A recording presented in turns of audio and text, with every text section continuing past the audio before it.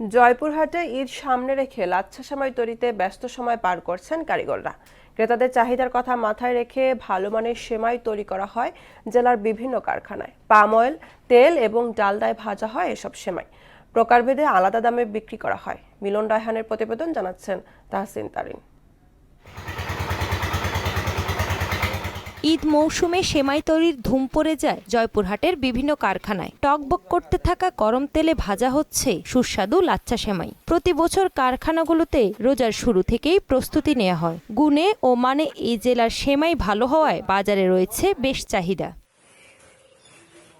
জয়পুরহাট জেলার 5টি উপজেলায় সেমাইয়ের কারখানা রয়েছে। ঈদ সামনে রেখে যেন দম ফেলার সময় নেই কারিগরদের। এখানকার সেমাই প্রকারভেদে 160 থেকে 450 টাকা পর্যন্ত বিক্রি হয়। ভালো ব্যবসা হবে বলে আশা করছেন কারিগর ও ব্যবসায়ীরা। আর ক্রেতারাও খুশি ক্ষতিকর রং না মেশানোর জন্য।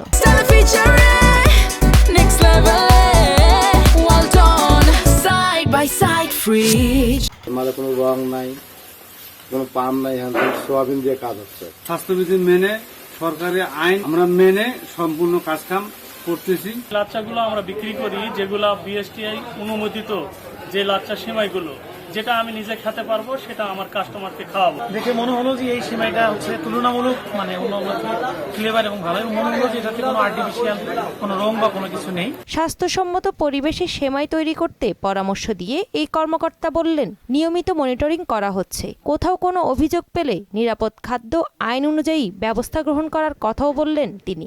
মনিটরিং কার্যক্রমগুলো চলমান থাকবে, যে তারা যেন পোড়া তেল ব্যবহার না করে।